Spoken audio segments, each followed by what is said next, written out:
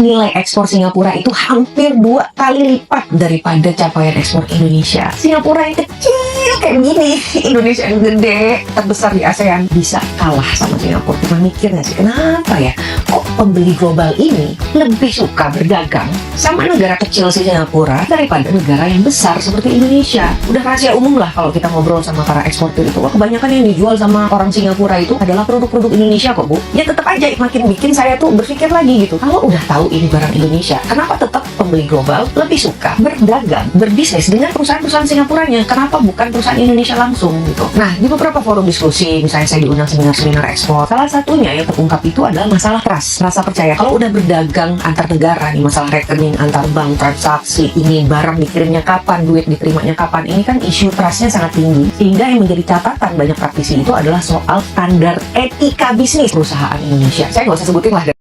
Kalau kita sudah jadi pesalah, buat cara pesalah ya, yang sepatutnya.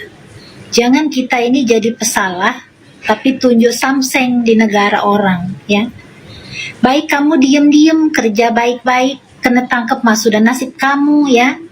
Nah, kalau nggak kena tangkap diem-diem, jangan kamu sesumbar ya di media sosial di mana-mana. Barang keciduk menangis, mewek ya. Itu yang buat geram semua orang, tahu nggak? Kalau orang Malaysia ini jahat ya. Orang Malaysia yang ada di sebelah kamu sekarang ini, yang berdampingan dengan kamu di tempat kerja kamu, yang ketemu kamu, ketangkep kamu, tahu nggak? Makanya kamu diam-diam aja. Jangan sesumbar-sesumbar, kebanyakan sesumbar ya. Kalau jadi Miss N nggak marah apa? Banyak juga kok orang-orang Malaysia yang menghina negara kita. Apa tanggapan Miss? Jadi orang-orang yang suka kata mengata ini tak ada kena mengena langsung dengan negara sebenarnya. Karena negara baik-baik saja. Mereka hanya berusaha memenuhi ego masing-masing. Jadi nggak perlu baper ya. Kalau aku tanggapannya, karena aku bekerja di Malaysia dan berkawan sama orang Malaysia. Jadi apa yang aku perlakukan dengan mereka, itu yang akan aku dapat. Aku menghormati mereka, seperti itu juga mereka menghormati aku. Jadi intinya itu kuncinya pada diri sendiri. Jangan kita baper ke bawah-bawah. Ya, ada konten-konten sara yang berusaha untuk membuat kegaduhan, kita juga masuk komen-komen di situ berlawan. Nggak perlu, kita lagi nggak tengah berperang. Indonesia baik-baik saja. Nah, saya kalaupun ada orang yang membabitkan negara Indonesia dihina-hina, saya tidak sakit hati. Karena saya lebih tahu negara saya. Jadi sebaiknya kamu berpikiran seperti itu juga.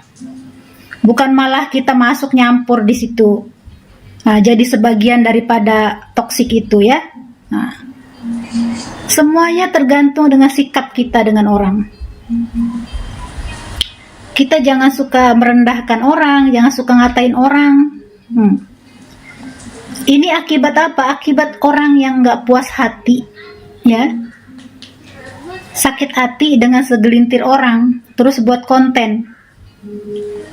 Nah, jadi kamu pilih, kamu mau jadi korban daripada konten itu atau enggak? Kalau saya pribadi, saya tidak mau jadi korban daripada konten-konten toksik ini, tidak saya. Nah, malah saya semakin erat kok persahabatan dengan kawan-kawan orang Malaysia. Nah, nggak ada tuh kami gaduh-gaduh, nggak ada. Jadi kayaknya untuk saya kalau ngelihat konten-konten suka ngata-ngatain tuh, saya tuh hanya tersenyum saja. Nah, tersenyum, nggak ada rasa sakit hati. Melaju 20 tahun lebih cepat dari Indonesia. Tahun 2025 Malaysia akan deklarasikan sebagai negara maju. Jadi menurut pandangan korang nih macam mana? Iyalah, Petronas untung terus, Pertamina rugi terus. Petronas dah buka di berbagai negara dah. Pertamina cuma di Indonesia. Tapi kau ada tak baca berita kat Indonesia ni kelas menengahnya dah jatuh miskin. Berapa persen pula jatuh miskinnya beda? Kalau nak tahu berapa persennya tu, kau tengok dekat BPS, Badan Pusat Statistik. Jadi yang mengakibatkan orang Indonesia kelas menengah nih jatuh miskin gara-gara apa beda? Malaysia dah nak mendeklarasikan jadi negara maju nih di tahun 2025. Betul ke Miss N? Nah, ada yang tanya. Oke, Miss N nak bagi tahu saya punya pendapat. Ya, tolong jangan disangkut pautkan dengan mana-mana account karena ini adalah real saya punya tanggapan ya. Jadi macam ni. Orang yang mengatakan Malaysia orangnya malas, sebenarnya mereka ni tidak ada lagi bahan ya untuk berdebat. Sehingga kata-kata yang tidak masuk akal ini keluar ya. Kenapa saya cakap tidak masuk akal? Karena yang kerja di sini bukan satu orang dan kerjanya dengan orang Malaysia yang bayar gaji.